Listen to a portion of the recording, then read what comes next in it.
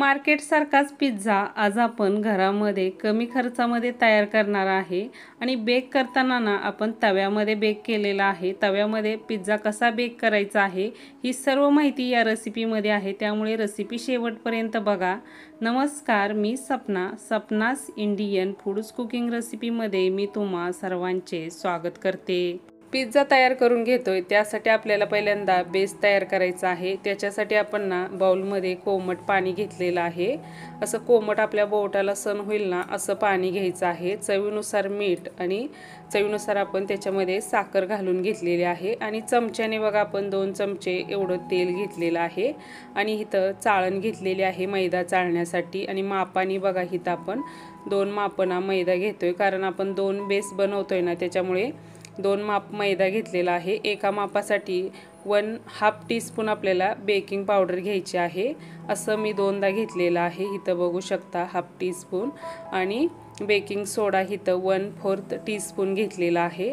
आता इथं आपण 2दा बघा 1/4 टीस्पून घेतलेला आहे।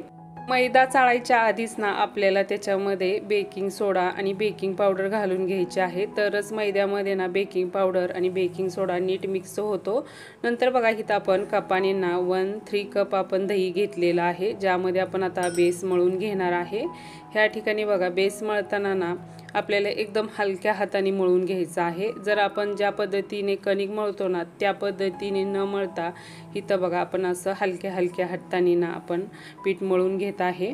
पीठ मळल्यानंतर मग आपल्याला ते बाउलमध्ये इथं आपण बघा थोडंसं आपटून घेतलेलं आहे आणि बाउलमध्ये नीट आपटता येत नव्हतं, म्हणून मी काय केलेलं आहे, एक अशी पसरट थाळी घेतलेली आहे आणि त्याच्यावरती आपण ना कणिक ठेवून त्याच्यावरती आपण 1 चमचा एवढं तेल घालून घेतलेलं आहे।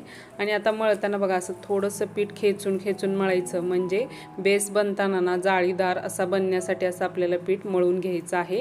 ह्या ठिकाणी जर तुमच्याकडे थाळी वगैरे नसेल ना मळण्यासाठी तर तुम्ही किचनवरती सुद्धा मळू शकता। अशा पद्धतीने आपल्याला कणिक मळून घेतलेली आहे आणि मळल्यानंतर बघा इथं मी बाउलमध्ये ठेवून घेतलेले आहे आणि त्याच्यावरती 1 चमचा एवढं तेल घालून घेणार आहे। तेल थोडंसं घालायचं आणि नंतर मग हातावरती कणकेचा ना असा गोळा तयार करून घ्यायचा। गोळा तयार करून नंतर मग आपण तो बाउलमध्ये ठेवून घेतलेला आहे आणि त्याच्यावरती एक झाकण ठेवायचं आणि अर्धा तास ना आपल्याला कणिक भिजवण्यासाठी ठेवायची आहे। कणिक ना आपण अर्धा तास एवढी भिजवून घेतली ना तर बेस ना जाळीदार असा तयार होतो, त्यामुळे इथं आपण अर्धा तास एवढी कणिक भिजवून घेतोय। बेसवरती ठेवण्यासाठी इथं आपण बघा पनीर घेतलेलं आहे आणि पनीर ना मी इथं आतपाव एवढं घेतलेलं आहे आणि आपल्याला इथं चाकूने चिरून घ्यायचं आहे। मी चिरताना ना असे बारीक असे तुकडे करून घेतलेले आहेत आणि नंतर ना ते थोडेसे आपण दह्यामध्ये मुरवून घेणार आहे। थोडंसं असं दह्यामध्ये मुरवून घेतलं ना तर ते पिझ्झा खाताना पण छान लागतं, त्याच्यामुळे आपण दह्यामध्ये थोडंसं लाल तिखट आणि मीठ घालून ना ते मिक्स करून घेतलं। इथं बघा आपण पनीर मिक्स करून घेतलेलं आहे आणि 10 मिनिट एवढं ना आपल्याला मुरवण्यासाठी तसंच ठेवायचं आहे। बेसवरती ठेवण्यासाठी इथे एक आपण कांदा घेतलेला आहे, अर्धा टोमॅटो घेतलेला आहे आणि थोडीशी बघा आपण शिमला मिरची घेतलेली आहे। आता आपण ना असे बारीक त्याचे तुकडे करून घेणार आहे, जे आपल्याला ना बेसवरती असं नीट ठेवता येईल ना असे मी इथं बारीक तुकडे करून घेतलेले आहेत। इथं बघू शकता अशा पद्धतीने आपल्याला करायचे आहेत। नंतर बघा अर्धा तास एवढी आपली कणिक पण भिजून झालेली आहे। भिजलेली कणिक इथं मी आता थाळीवरती काढून घेतलेली आहे। थाळीवरती काढून घेतल्यानंतर आपल्याला ती थोडीशी अशी मळून घ्यायची आहे। कणिक कट करताना ना मी चाकूने असे 3 भागामध्ये कट करून घेणार आहे। त्यातला एक भाग भाग आहे ना ह्याचा आपण पिझ्झा बनवतोय आणि ते बाकीचे 2 भाग आहेत त्याचे आपण चीज पिझ्झा बनवतोय, त्यामुळे मी ते तसेच ठेवलेले आहे। जो पिझ्झा बनवतोय तो भाग आपण इथं घेतलेला आहे। तो आता आपल्याला काय करायचा आहे, मैदा टाकून ना थाळीवरती असा थोडासा हाताने ना पसरवून घ्यायचा आहे। पहिल्यांदा थोडंसं हाताने पसरवून घ्यायचा आणि नंतर मग इथं मी बेलणं घेतलेलं आहे आणि बेलण्यानेच बघा आपण थोडंसं ना असं लाटून घेणार आहे।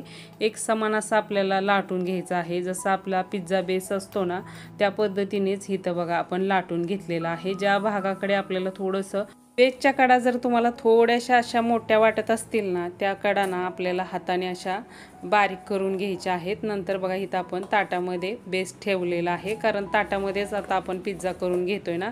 जर तुमच्याकडे अशी पसरट थाळी असेल ना, तर तुम्ही थाळीवरती ना पिझ्झा करून घेऊ शकता, परंतु माझ्याकडे त्या मापाची थाळी नव्हती, त्यामुळे मी इथं ताटच घेतलेलं आहे। काट्या चमच्याने ना आपल्याला बेसमधली हवा काढून घ्यायची आहे, कारण आपण जेव्हा बेक करतो ना त्यावेळी बेस जास्त फुगला जातो, कारण आपण त्याच्यामध्ये बेकिंग सोडा आणि बेकिंग पावडर वापरलेली आहे। नंतर त्याच्यावरती आपण इथं पिझ्झा सॉस असा लावून घेतलेला आहे, संपूर्ण असा आपल्याला पिझ्झा सॉस लावून घ्यायचा आहे। नंतर बघा इथं आपण पनीरही ठेवून घेतलेले आहे। नंतर मग आपल्याला कांद्याचे काप, टोमॅटोचे काप ठेवून घ्यायचे आहेत। इथं आपण कांदा टोमॅटो काप ही ठेवून घेतले। नंतर मग शिमला मिरची ठेवून घ्यायची आहे, असे बारीक बारीक तुकडे ना आपल्याला ठेवून घ्यायचे आहेत शिमला मिरचीचे पण। कांद्याचे काप, टोमॅटो आणि शिमला मिरची ठेवल्यानंतर मग त्याच्यावरती आपल्याला मॉजरेला चीज ठेवून घ्यायचं आहे। इथं आपण मिल्क मिस्टीचं मॉजरेला चीज घेतलेलं आहे। हे जर तुम्हाला चीज पाहिजे असेल ना, तर डीमार्टमध्ये बघा भेटतं हे चीज, आणि खूप स्वस्त भेटतं, तिथून तुम्ही घेऊ शकता। नंतर मग आपण बेसवरती चिली फ्लेक्स टाकून घेतलेले आहेत, आणि नंतर मग आपल्याला ऑरेगॅनो टाकून घ्यायचं आहे। ऑरेगॅनो टाकल्यानंतर मग आता इथं पिझ्झा ना बेक करताना आपण इथं तव्यामध्ये करून घेतोय ना, त्यासाठी मी ताट ठेवलेलं आहे। आणि बेसवरती आता बघा आपल्याला एक असं झाकण झाकायचं आहे, जे आपण घमेलं झाकून घेतलेलं आहे। घमेलं झाकून नंतर मग त्याच्यावरती ना मी एक जाड म्हणून ना असा पोळपाट ठेवलेला आहे। जाड वस्तू अशी आपल्याला घमेलावरती ठेवायची आहे। ह्या ठिकाणी ना तुमच्याकडे जर खलबत्ता असेल ना, तरी तुम्ही खलबत्ता पण ठेवू शकता, परंतु माझ्याकडे खलबत्ता वगैरे असं काही नव्हतं, फक्त एक असा पोळपाट होता, तो जाड होता, तो मी ठेवून घेतलेला आहे। आणि 20 मिनिट एवढा आपण ना पिझ्झा बेक करून घेतलेला आहे। 5 मिनिट फुल गॅसवरती आणि 15 मिनिट आपण लो गॅसवरती बेक करून घेतलेला आहे। बघू शकता मस्त अगदी पिझ्झा ना बेक झालेला आहे। ताटामध्ये बेक केल्यामुळे काय करायचं आहे, चमच्याची जी मागची साईड आहे ना, त्याने आपल्याला कडा मोकळ्या करायच्या आहेत। नंतर बघू शकता मी चमच्याने असा उचलून घेतलेला आहे, सहज असा तुम्हाला उचलता येतो। ह्या ठिकाणी जर तुम्हाला ताटामध्ये बेक करायचा नसेल, तर तुम्ही थाळीमध्ये पण बेक करू शकता। इथं बघू शकता मस्त अगदी आपण चॉपिंग बोर्डवरती ना पिझ्झा काढून घेतलेला आहे। घरामध्येच आपण किती कमी खर्चामध्ये हा पिझ्झा तयार केलेला आहे। जर तुम्ही हा पिझ्झा बाहेरून जर मागवला ना, तर तुम्हाला जास्त पैसे मोपावे लागतात। तुम्ही कमी खर्चामध्ये घरामध्ये मस्त अगदी पिझ्झा बनवू शकता आणि मुलांनाही खाऊ घालू शकता। रेसिपी नक्की एकदा ट्राय करा। जर व्हिडिओ आवडलं तर व्हिडिओला लाईक करा, तुमच्या मित्रमैत्रिणीबरोबर, नातेवाईकाबरोबर हा व्हिडिओ तुम्ही सर्वांना शेअर करा, चॅनलला सबस्क्राईब करा, कमेंट करा। भेटू आपण अशाच एक नवीन आणि छानशा रेसिपीमध्ये। धन्यवाद।